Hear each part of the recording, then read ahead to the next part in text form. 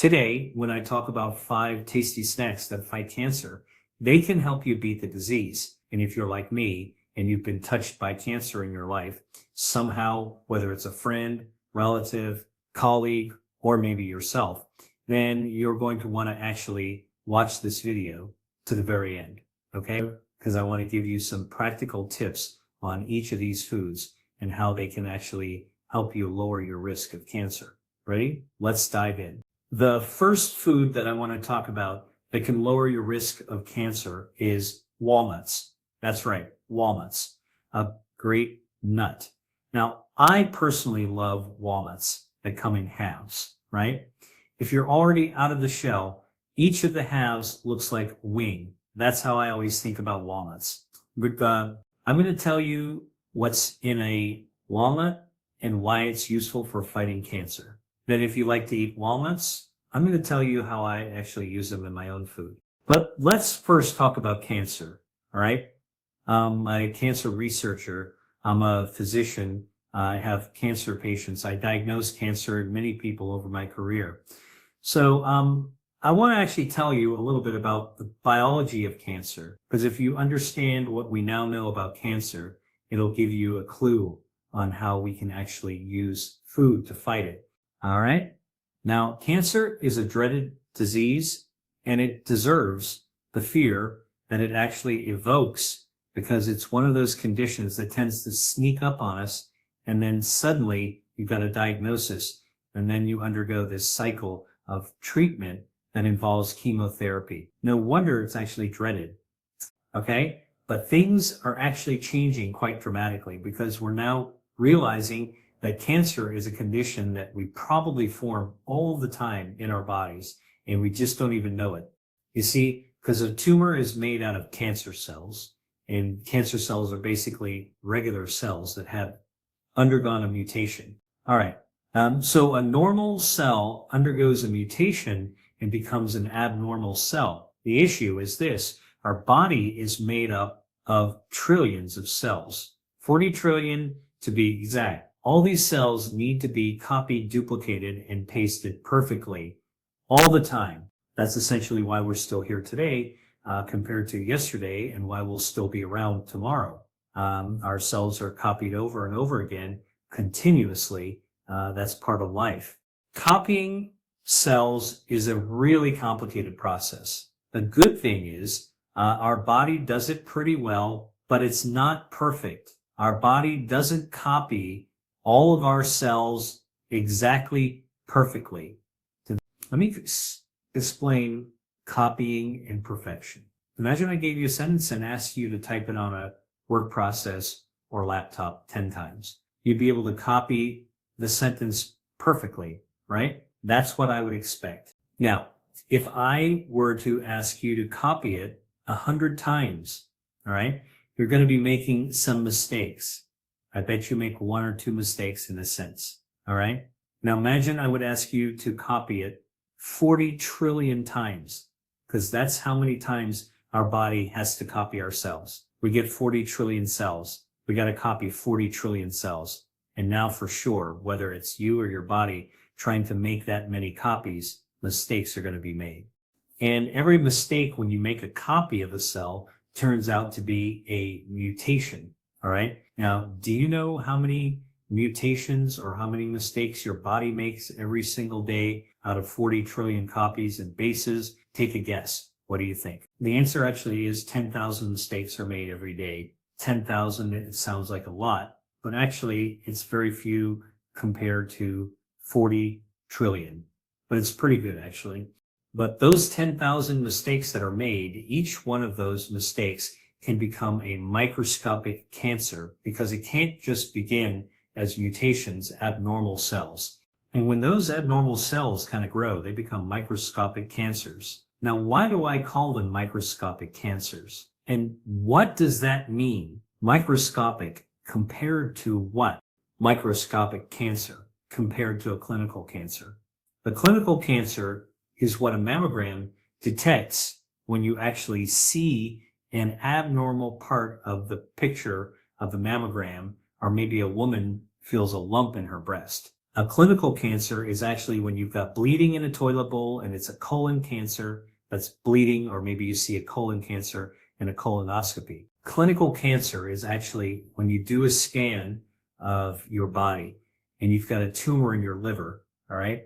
But that's a clinical cancer. Is a microscopic cancer is one of these tiny, little tiny tumors, all right, made out of abnormal mutated cells that is so small. It's just a few millimeters in diameter, kind of about the size of the tip of a ballpoint pen, all right? And a tumor that size is basically conformed all the time, like a pimple on your back, right? So if you get a pimple on your back, you might not know it. If you get a pimple on your face, you'd probably say it would bug you, probably go away, or you might decide to treat it. But we form pimples on our backs all the time.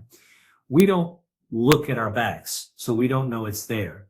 And our body will kind of resolve the pimple. It goes away by itself. And that's actually what happens to these microscopic cancers that are present and growing all the time in our bodies. All right. Now, if they're growing in our bodies, these microscopic cancers occur because of copy-paste errors that happen every single day. 10,000 errors. Not everyone's going to develop a microscopic cancer, but some of them will. What actually happens? Well, they sit there and try to grow. They can only grow to 2 to 3 millimeters in diameter. That's about the size of the tip of a ballpoint pen. Then they are frozen and can't get bigger. You know why? Because they don't have a blood supply. No blood vessels are feeding a cancer like that. The reason that no blood vessels are feeding a cancer like that is because our body has a natural defense system. It's called the angiogenesis defense system, which helps our healthy tissues grow blood vessels, get circulation, and keeps diseased tissues like that microscopic tumor from developing a blood supply. All right. So that's one of our health defenses. I write about it in my book, You Be Disease. I teach about the health defense system and the foods that can activate it in the online course I teach called the You Be Disease course. I give this course every couple of months. But here's a key thing. Your body does a good job of holding that microscopic tumor in check. Then another one of your defense systems, your immune system, will have immune cells that fly by, conducting surveillance all the time. These immune cells are in our bodies, and they fly by that microscopic cancer when they see it. It's kind of like seeing a drug dealer on the corner of a peaceful neighborhood. Shouldn't be there, right? Right?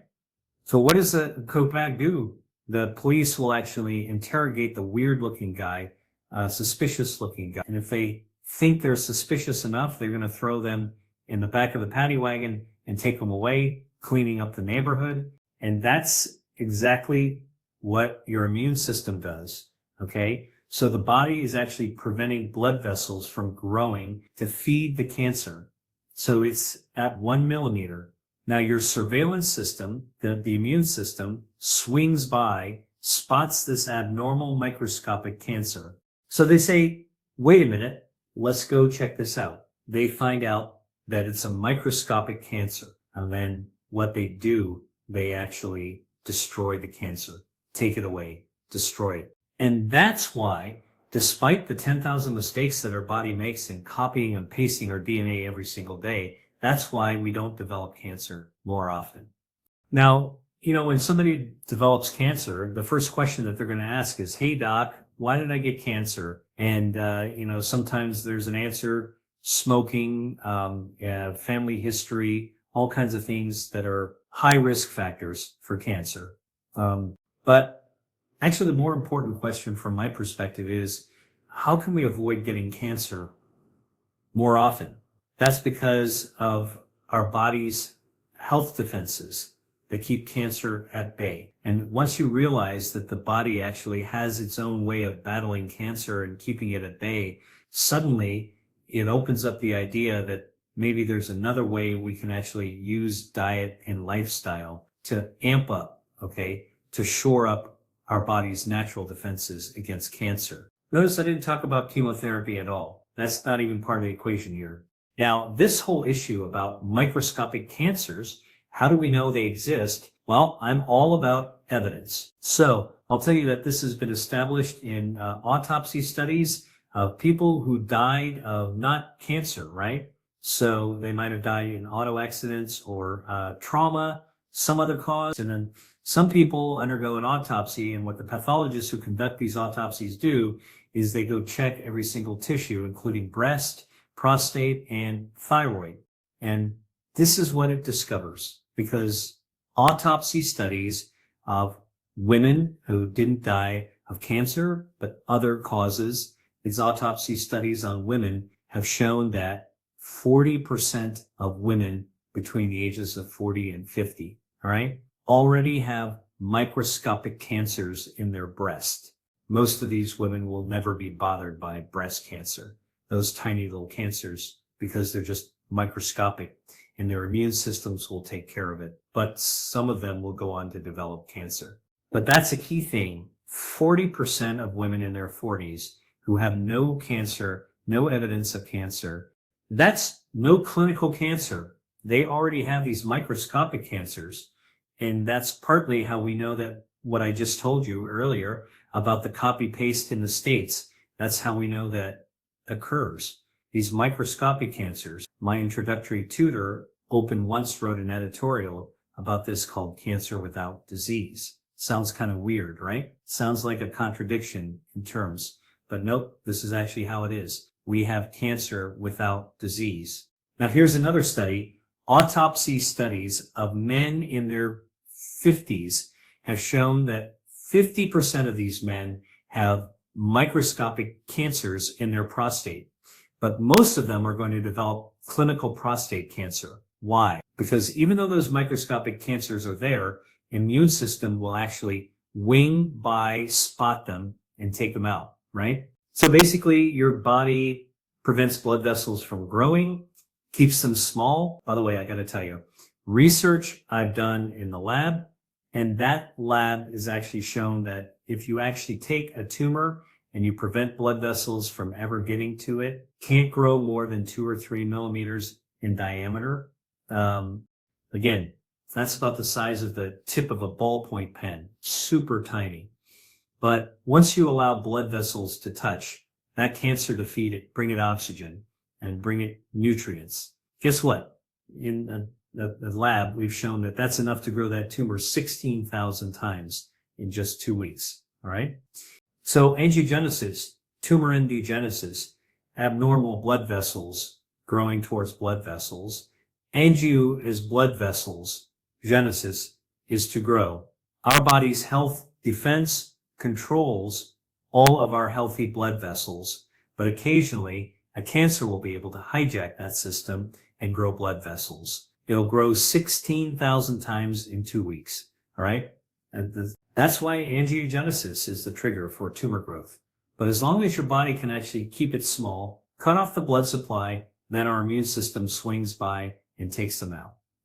And that's why 40% of women in their 40s or 50% of men in their 50s, their own health defense protects them against those microscopic cancers in their breasts or their prostate from ever growing up. All right. And there's another study. It's an autopsy study of people 70 years and older. And what that study showed is that 100% of people about the age of 70 have microscopic cancers in their thyroid gland. Now, the thyroid gland is kind of just in your neck, a little below, just above, sort of like the sternum, right? And it's an endocrine gland. It releases thyroid hormone. But as you get older, thyroid cancer is really, really common.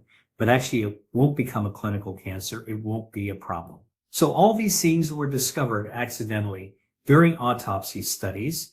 And it just shows how common cancer actually isn't about a cancer without disease. Our body having health defenses that actually knock out and take away these cancers and keep them from ever growing and becoming a problem. And that's why we're actually healthy, right? So most people don't develop clinical cancers, but they have been because of these health defenses. But if any of these health defenses fail, all right, then it gives cancer an edge, a chance to actually overcome the blood vessel system and grow blood vessels, overcome the immune system, escape the immune system.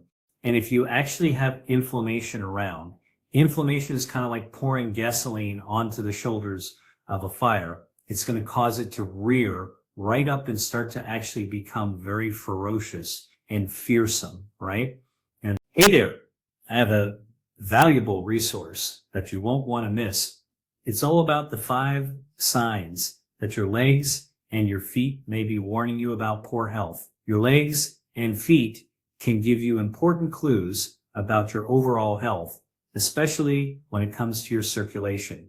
If you want to learn more about these warning signs and how to take action, click on the link below the video to access this essential information, or you can access the guide by scanning the QR code on the screen right now. Now let's get back to the video. So what do we want to do when it comes to food for cancer prevention? Well, what we want to do is to shore up, ramp up, okay? Activate our body's health defense. So what's already pretty good? Let's make it better. Let's raise the shields, all right? Every little bit of edge that we can get, and our health defenses helps to beat back cancer. And if you actually are somebody who's already struggling with cancer, now you really need your health defenses because they are pushing back against the disease every single moment of your life, all right? So one of the things that you want to do is to lower inflammation. We're told that inflammation is like gasoline that you put on the embers of a fire. Boom, whoosh, it's going to actually go way up. So you've got to lower inflammation, right? That's a super, super important thing. You also want to raise your immune system. So you've got better surveillance, more immune cells can see that cancer and start to take them out. And by the way, here's another thing you want to do. Remember, I told you that the copy-paste problem in our body. Well, that's actually what leads to the formation of these microscopic cancers due to mutations. Remember, mutations are errors of our DNA. That's a genetic mutation. And so our body has its own ways to prevent mutations in our DNA or to fix the mutations that occur. That's our DNA health defense. And again, I write all about that whole chapter in my book, Ira to B Disease. All right. Providing cancers from being fed by blood vessels, starving a tumor by cutting up its blood supply. And by the way, there's another thing.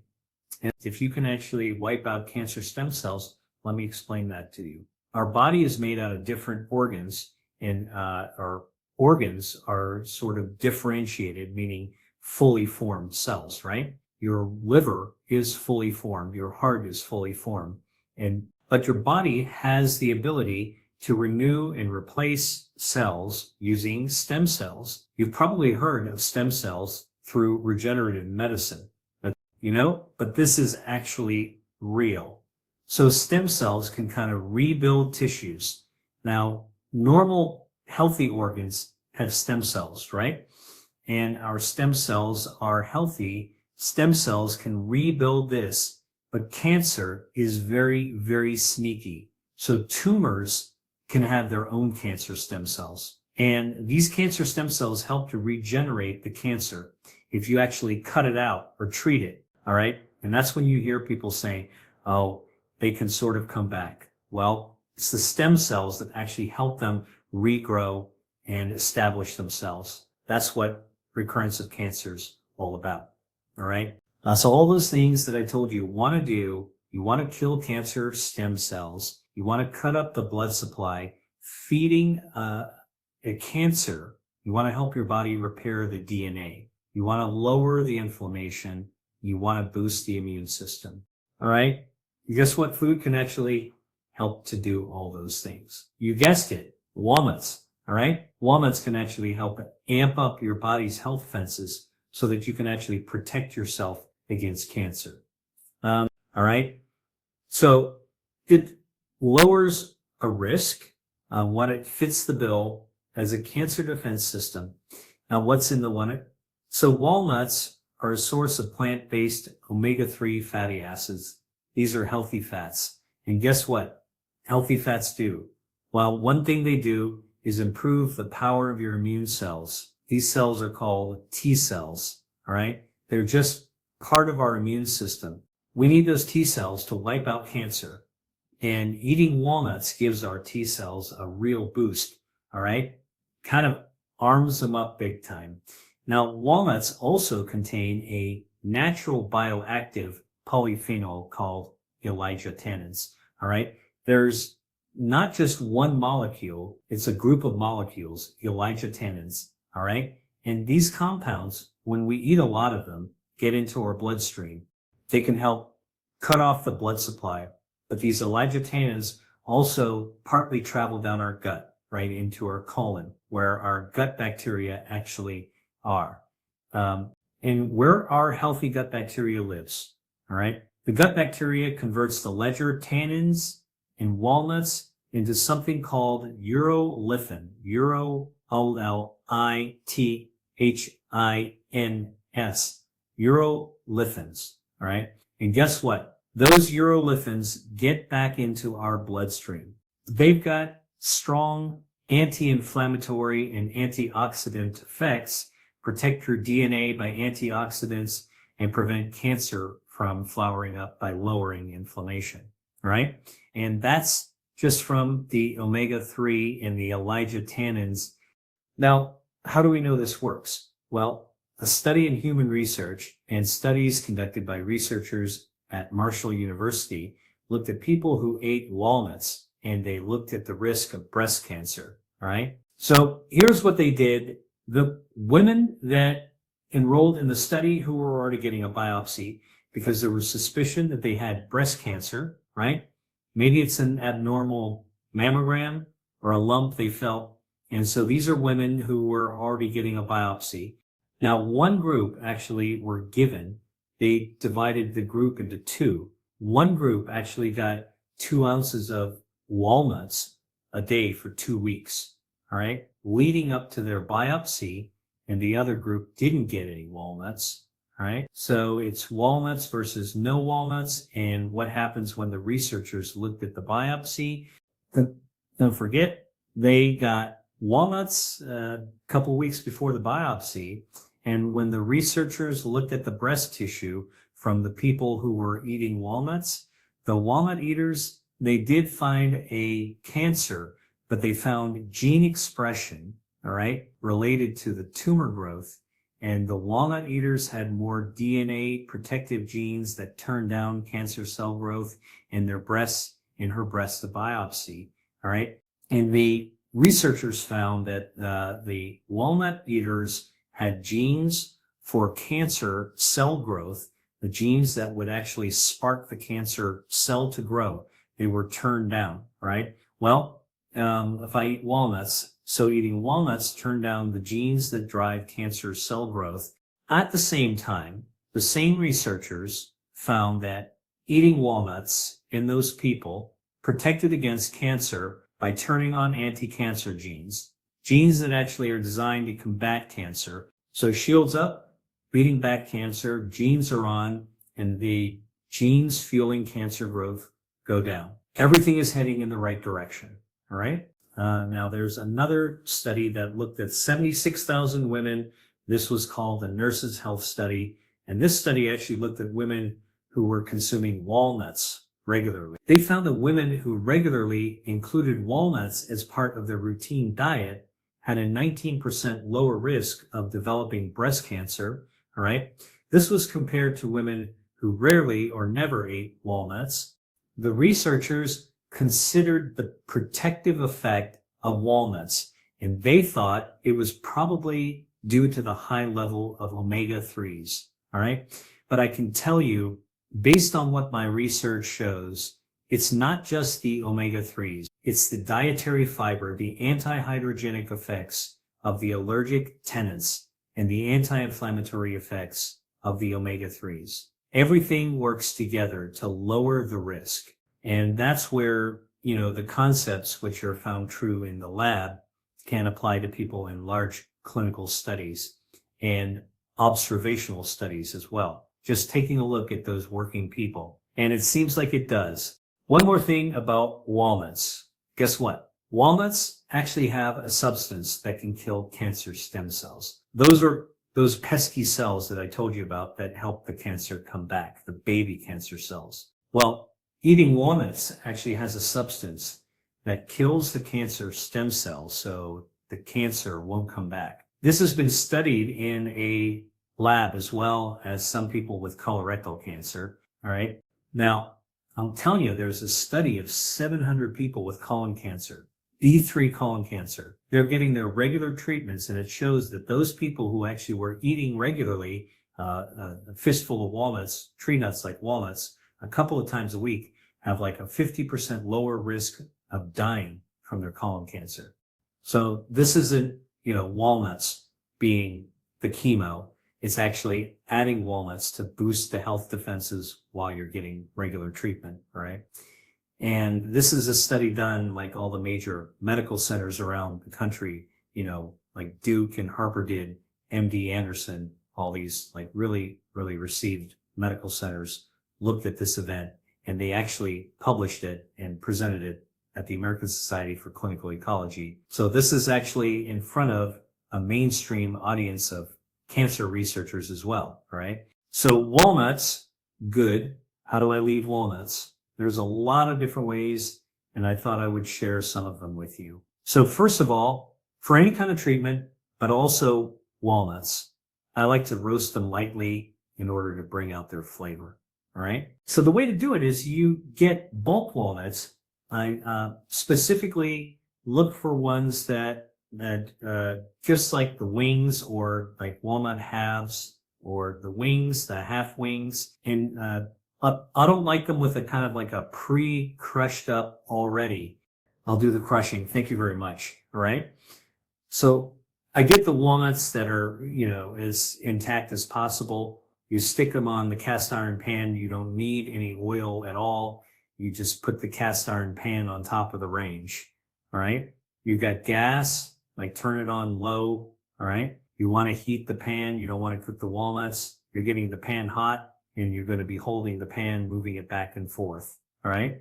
Now walnuts are shaking around. You're going to toast up the walnuts. That way, you can start smelling their flavor after, a couple of minutes and stop before they burn. So as soon as you kind of get that nice fragrant sound and they're crisping up, all right, I literally just turn off the flame, take them off the flame, pour them onto a plate, and let them cool down, all right? Now, once they're cool, you can crush them up. Now you've got these crushed up toasted walnuts. I love that. Sprinkle them over your yogurt or sprinkle some in your oatmeal. You're taking yogurt, which is a probiotic food, or oatmeal, which actually has huge amounts of dietary fiber and useful bioactives for the gut microbiome, all right, to lower inflammation and speed up healing.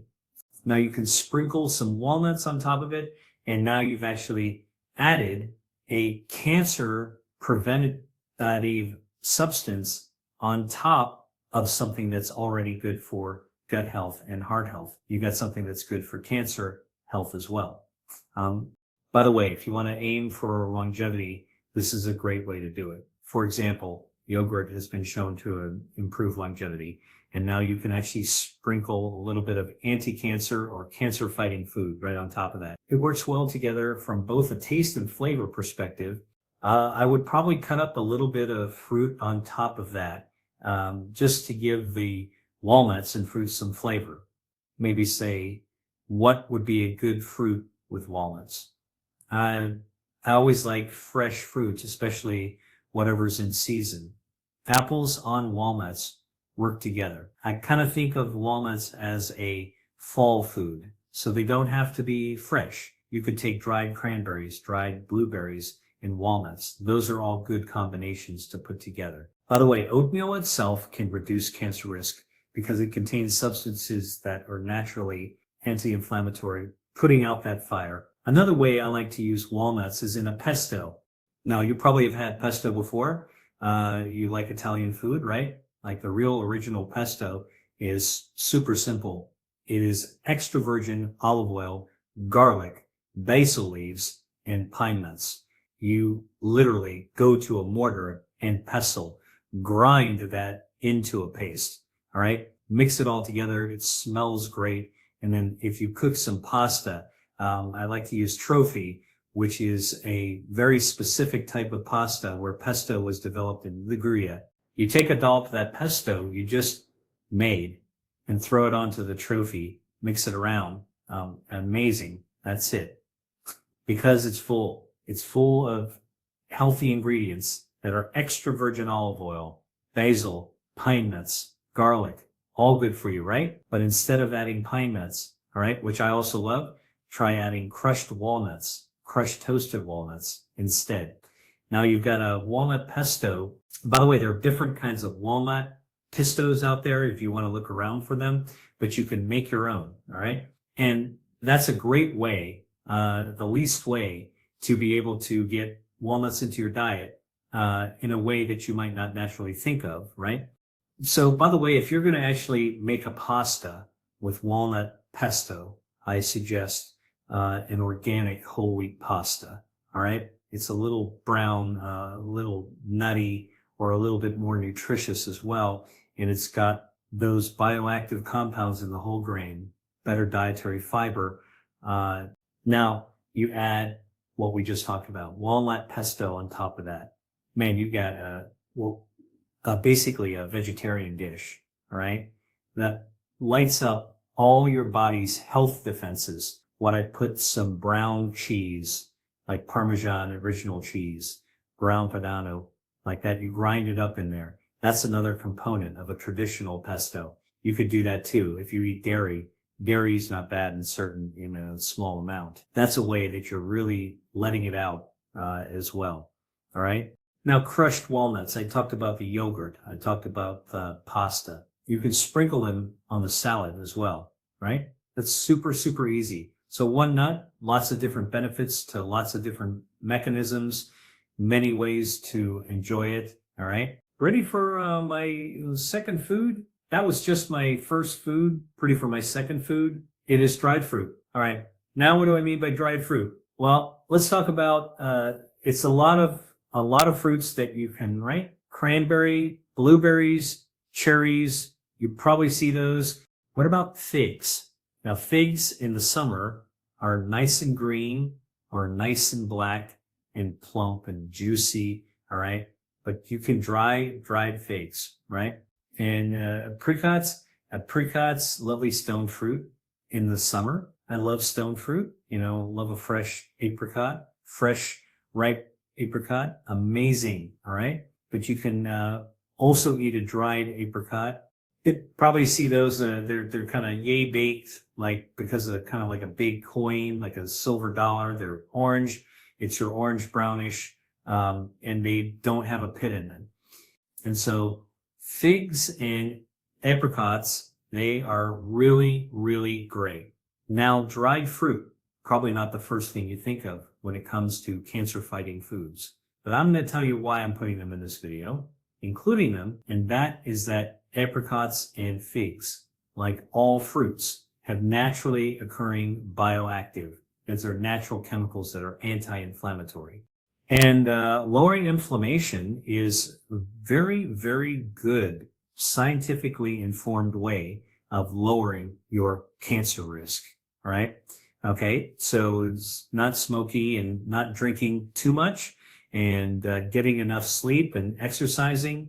But I'm just telling you that eating foods with anti-inflammatory properties, really powerful in terms of lowering your cancer risk, all right? And by the way, if you already have cancer in your body, eating anti-inflammatory foods also is actually going to be beneficial because it helps your body by lowering the gasoline that you would otherwise pour onto the embers of the fire. You don't want that fire to rear out. You don't want that cancer to kind of start to grow like crazy. So it's calm it down, lower inflammation. Okay. So the bioactive, anti-inflammatory, but for example, in apricots and figs, they also have a lot of dietary fiber, right? Dietary fiber feeds your gut microbiome. These are the 39 trillion bacteria that live in your gut. Healthy bacteria, when you feed these healthy gut bacteria fiber, dietary fiber, one of the things they do is release substances called short chain fatty acids. These are also known as SCFAs, short chain fatty acids. These short chain fatty acids enter your bloodstream, and guess what? They are powerfully anti-inflammatory. SCFAs, like those found in dried fruits with a lot of dietary fiber, can help your gut bacteria produce these substances and lower inflammation. Dried fruits, such as apricots, actually help your gut bacteria produce these short chain fatty acids, which can lower inflammation. So both the bioactives in dried fruits and the dietary fiber found in them can help reduce cancer risk by lowering inflammation. Now, why am I talking about dried fruit instead of fresh fruit? Because I love fresh fruit. And I'm saying that you should definitely eat fresh fruit when they're in season. However, it's a lot easier to eat a handful of dried fruit than it is, multiple whole fruits. All right. So think about this. I told you dried apricots are good. And you say well, how many should I eat? And I told you, well, I don't know, eat 4 or 5 dried apricots. Boom, boom. They're really easy to eat, 3 to 4 or 5 dried apricots. But if I wanted you to get that amount of dietary fiber and bioactives, and I told you to eat the whole round apricot fruit, you'd have to eat 4 to 5 apricots. That's work. All right. That's considerably more. All right. So that's why dried fruits are an easy way to kind of get what you need without actually making it a big mess. And because it's that juicy, all right, you can take it around in a bag and eat it as a snack. Perfect snack. Or you give a busy day while you're traveling. So that's one of my little travel tips for you, is that if you're going to get dried foods that you want to actually have cancer fighting ability, the moments we talked about dried figs, dried apricots, make your own trail mix apricot. That's the one I'm telling you. Don't get the pre-made stuff that's got, M&Ms and all kinds of other candy. And then you should, or sweeten, make your own. All right. And make it suit your taste, because this is all about you. It's personalizing nutrition, personalizing health. Now we're talking about dried fruit. Talk about apricot, for example. This is actually where you might try to buy organic. Now, what am I talking about? That. Because in dried fruit, the skin is dried right off of the fruit, shrunk weed out. Think about a dried apricot, right? It's only about the spake, but yay, fig. And it's the entire apricot kind of shrivel it up. You're never going to be able to wash any pesticides off that, data guarantee. Okay. And in fact, studies have been done using the types of pesticides that we spray onto our food crop. And we found that even no matter how hard you wash them, you're not going to be able to get rid of all the pesticides, because some of these commercial pesticides soak right into the skin, about 20% into the skin. Now, they're stuck there and you're going to be eating them, right? Which you don't want to do, especially if you're trying to lower cancer risk, right? That makes sense. So organically grown foods actually are just safer. They don't actually have those synthetic chemicals sprayed onto the skin. Now, if you're also going to buy fruit, let us try fruit or not. I would tell you, if it's dried fruit, just make sure that the kind you're getting doesn't have added sugar to it, right? Some manufacturers are doing anything they can to make their product a little bit more appealing to you. So sometimes they actually add sugar to it. Sure, it's going to taste sweeter, right? Who doesn't like that? But that's not what you want for lowering your cancer risk. Added sugar, right, can overwhelm your metabolism and help you grow excess body fat. And guess what? That excess body fat, especially visceral fat that's found in the tube of your body, that visceral fat actually could be inflammatory. And remember, that's exactly what we're trying to do. Fight inflammation, not accidentally eat something that's going to make it worse. It's always good to check the label of your dried fruit to make sure that there's no added sugar and no added chemical colors. Our official colors, dyes, flavorings, seasonings, and preservatives. I don't believe me, manufacturers want their product to look pretty. So they'll actually put all kinds of chemicals there to give it that sex appeal in the package, right? So just remember that. Just get them plain. Again, we're adding this up like the trail mix, which is how I like to use the walnut dried fruits, okay? Great ways to trail mix. Add it to your oatmeal, cut them up. You get a little bit of sweetness to it. You get a heck of a lot of fiber for gut health. Oh, by the way, good gut health is good brain health, right? Now, you probably heard about this gut-brain axis. All that means is that if you actually feed your gut really well, your gut bacteria, not only do they lower inflammation, not only do they lower your cholesterol levels, not only do they help your body become more insulin sensitive, which is just being more efficient with your metabolism. Good, healthy gut bacteria text messages your brain and signals your brain to release social hormones. Now, these are the hormones that you actually want because they make you feel better. It's a kind of feel-good hormone that your brain releases when you see a friend you haven't seen in a long time, and you go up there, give them a hug. All right? That's a really good feeling. That's your brain releasing a social hormone called oxytocin. That's what your gut bacteria, when it's healthy, can actually signal your brain to release those social hormones. So it's really good for you. All right? That's why I like to make a bone trail that includes all the things I've been talking about today. All right? I'm going to give you another one. The third food I'm going to give you is cocoa nibs. You ever see cocoa nibs? You don't pay attention to them, and they might just walk right by you.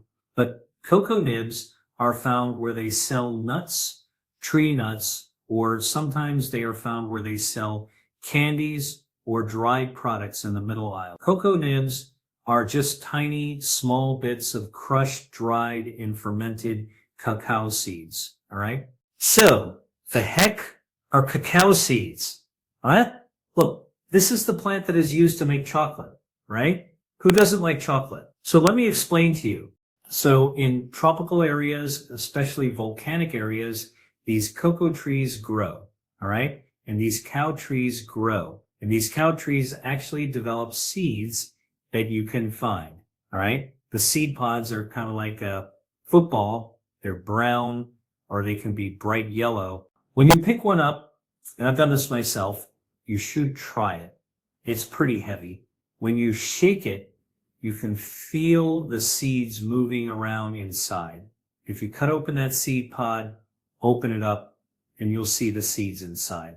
This thing is about yay big, all right? The seeds are inside this bigger seed pod, and the pods are called cacao pods. The seeds are actually covered with a little bit of fruit. If you peel that fruit and eat it, oh, it's really good. It's kind of sweet and sour, like a lychee with a little bit of a sour twist, all right?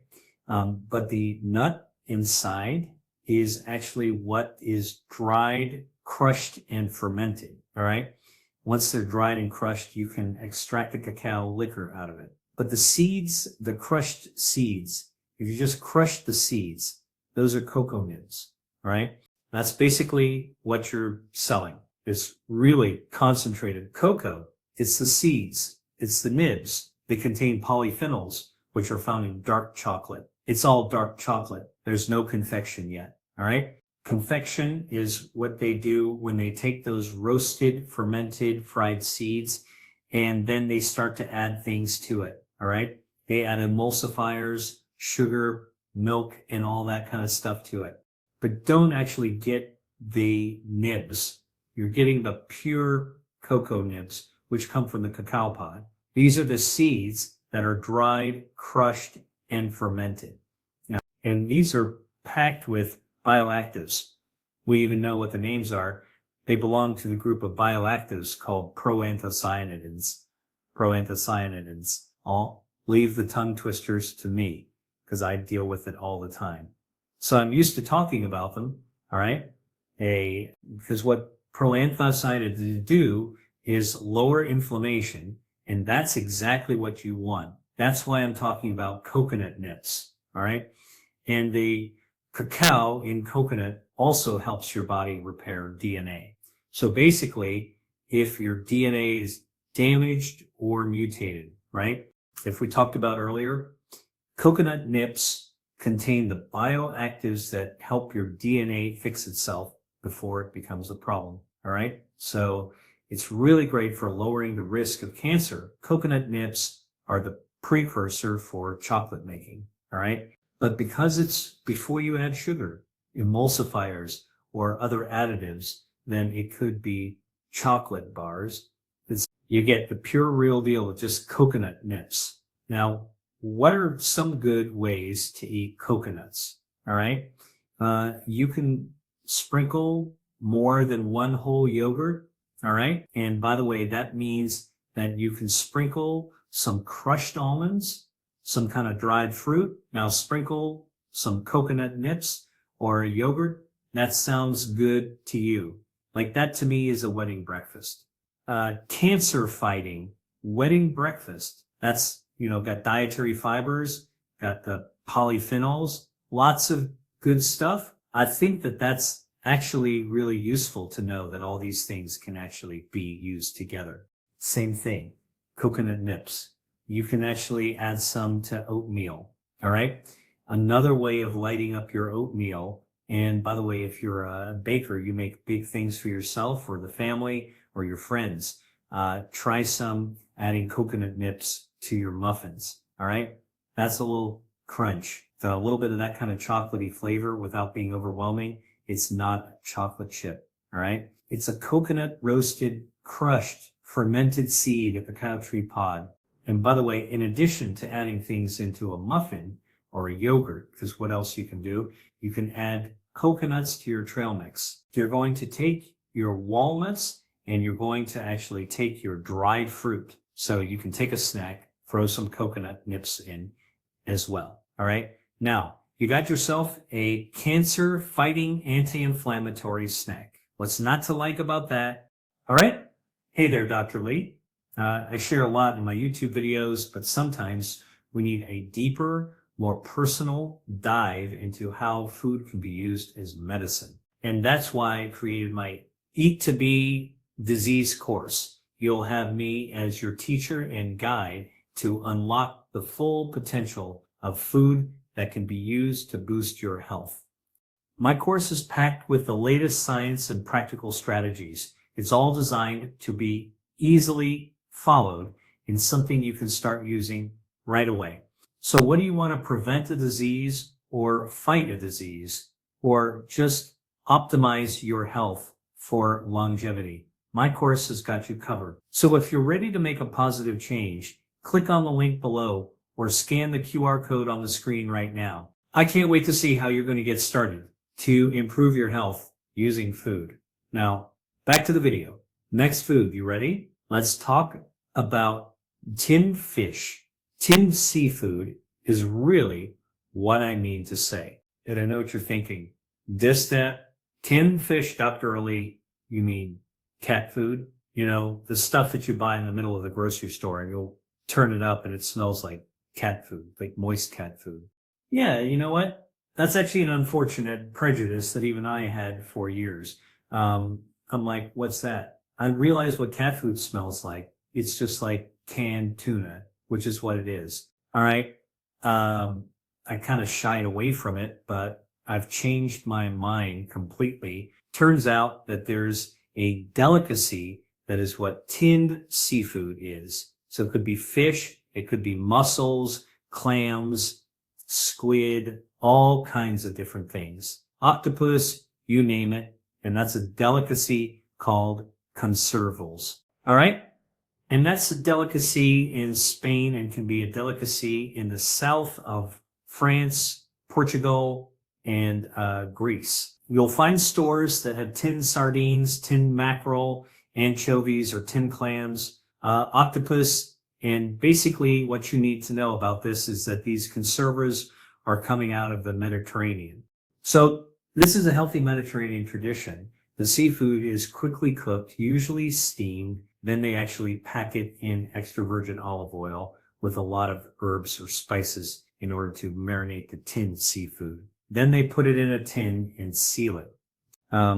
Okay, and basically it's marinating in its oil and healthy oil. Then they sell them and they can sit in the aisles of the middle aisle of the grocery store. Or if you go to a specialty store that sells imported goods from Europe, you'll usually find this conservas. So if you're actually in a store and you're trying to figure it out, head to your grocery store and look for where the canned fish is.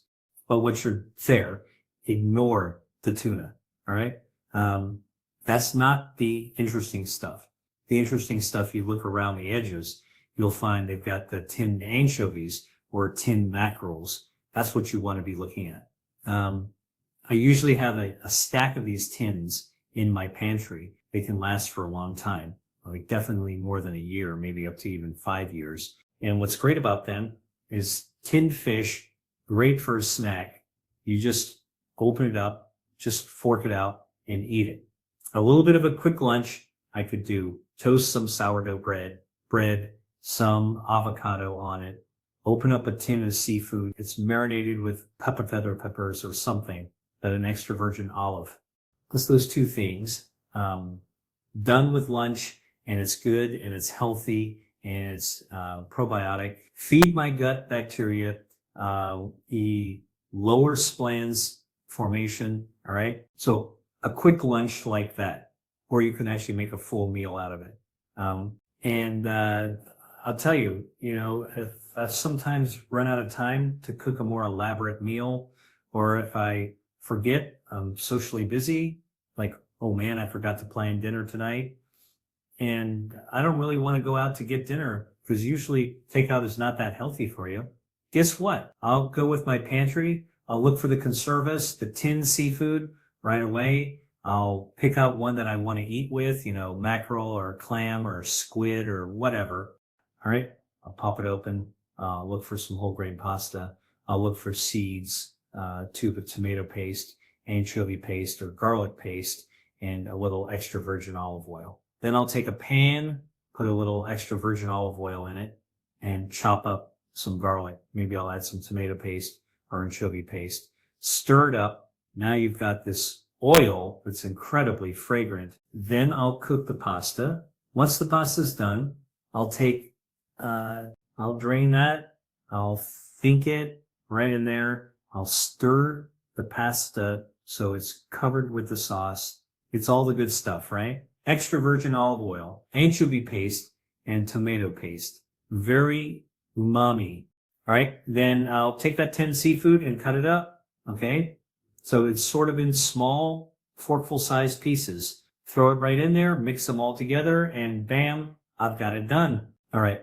I've got an omega-3 rich seafood dinner that fights inflammation and lowers the risk of cancer. Want to really pop it up a little bit with some capers. Capers are salty, so you want to make sure you don't mess with your blood pressure. Rinse off any salt. If it's packed in salt or salt and vinegar, rinse it off really well. Put it on a wooden chopping board, chop it up, chop it up, chop it up. I just chop them coarsely and throw them right in there. Or you can just throw the washed capers directly into the dish. Squeeze some lemon, right? Little fresh cracked pepper. You get yourself a pretty nice meal. But I could knock one of those out in less than 15 minutes. Come over to White House if you want to eat that. All right. So that's a great way. Cancer fighting omega-3s. All right. It's also inexpensive. All right. Now you can buy expensive conservators for sure. But what I'm trying to tell you is that tinned seafood, you can keep a stack of that in your pantry and not have to go out. But what you make it at home, is going to be better than the food you get into a restaurant and go lower inflammation. And by the way, go omega-3s. have been shown, and I write about this in my book, Eat to Beat Your Diet. Eating omega-3s from seafood, like conservators, like tinned fish, can also help to ramp up your metabolism, helps you burn away harmful extra body fat. And when you do that, by the way, you're lowering inflammation as well. Okay, all these great things you can kind of see, cancer is a complicated disease. It's a fear disease. I'm trying to demystify it a little bit for you and show you how you can connect your replica body to your own health defense systems in order to be able to counter cancer, push back against it, and make it less likely that cancer will become dangerous for you. Omega-3s from conservators are also anti-angiogenic. They starve cancer by cutting off the blood supply. All right. So basically, if you look at the research out there are actually research studies that have looked at consuming omega-3s, whether it's by supplement or seafood. These studies have shown that omega-3s reduce the risk of liver cancer in people, breast cancer in women, prostate cancer in men, and brain tumors as well, right? So this is something that's been shown not just in a lab, but also in studies of people who are actually eating these foods, right? So where am I going to try and tell you? Tinned seafood, great to store, inexpensive meal, a greeting for meal, easy to whip together for something can be, and something really, really healthy. Enjoy it, tastes really great, all right? Don't get that little squeeze at the end, but actually takes the seafood and really kind of helps a little bit of acid will pop the flavor. Make sure you don't need too much of it, all right? Do not overeat your carbs when it comes to pasta, all right? By the way, I did mention extra virgin olive oil, all right? Extra virgin olive oil. It's got healthy fats, monounsaturated fatty acids, but it's also got bioactive, you know how extra virgin olive oil has a little peppery flavor, right? Spicy flavor. That spicy flavor is due to the polyphenols. When you know what they're called, hydroxytyrosol oleocanthal. All right. And guess what? Those are also anti-inflammatory, anti-carcinogenic, and they also your metabolism.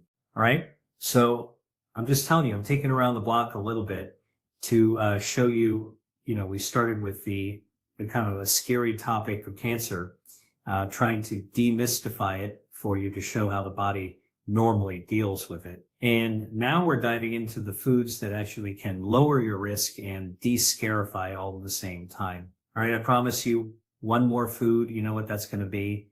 Apples. You've heard of that phrase, an apple a day keeps the doctor away.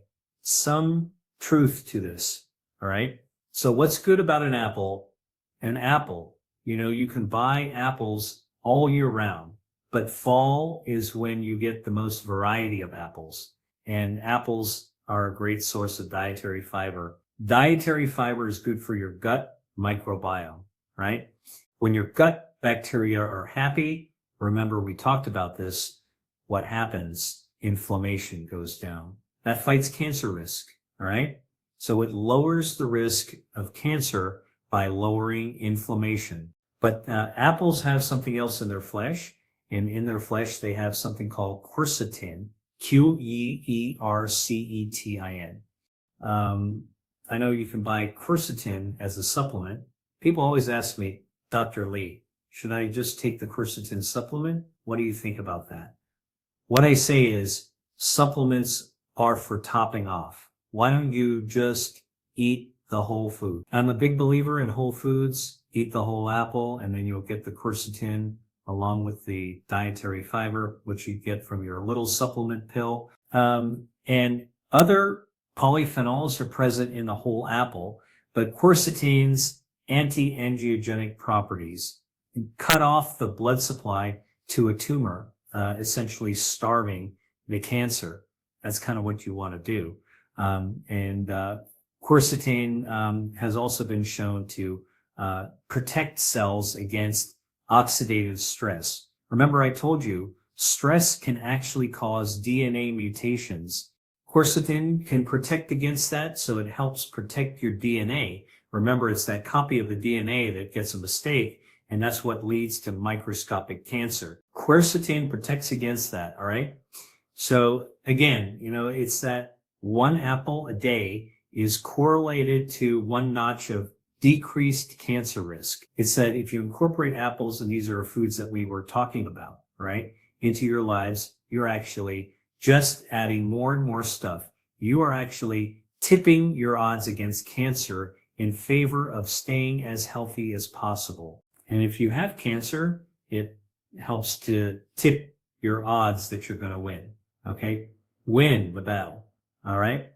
Now, there are clinical studies that have been done looking at apple consumption, because what I was trying to say is it working? People prove to me that there's evidence that it works in people. So there are researchers from Italy at the University of Perugia who look at 48 clinical studies, right? That's a lot of studies that all look at eating apples and cancer risk. And here's what they found.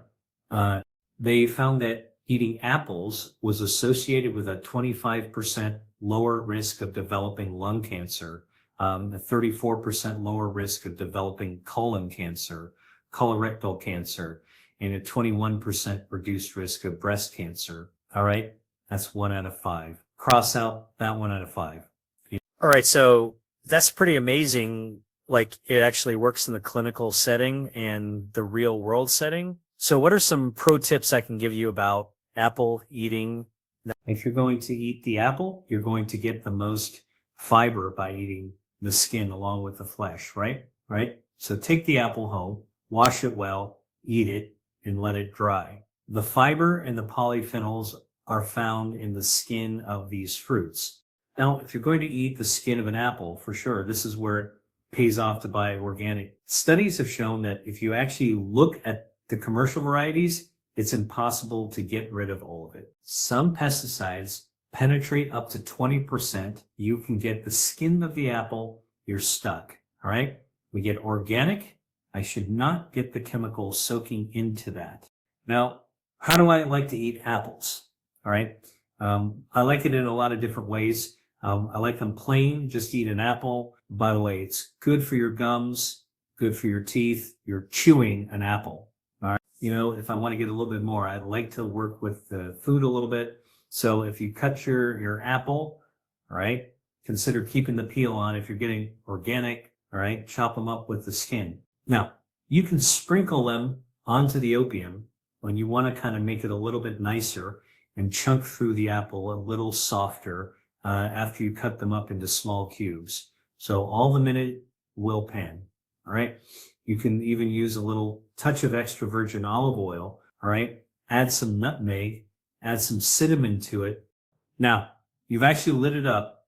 Now, pour that on top of your yogurt or pour that on top of your oatmeal.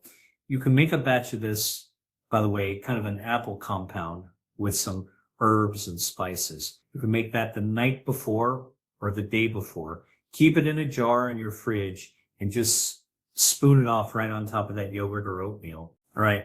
Now, I mentioned cinnamon, which has metabolism activating benefits as well. Great flavor combination. That spice is a great match with apples. All right. All this is an element to show you that you can actually eat foods that fight cancer, lower your risk, and are supported by clinical evidence in human studies. You can use them to do that with foods that actually taste great.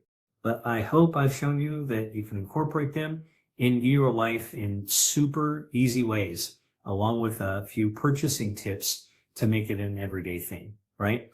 Everyone should be fighting cancer every single day. Start before you have cancer. That's a key way. Prevention is the best form of intervention, all right? I hope you learned something new. Thanks for watching, and I will see you on the next video. Faculty out. Hi there. If you enjoyed watching this video, I know you'll love the next one. Stay here and check it out, and I'll see you there.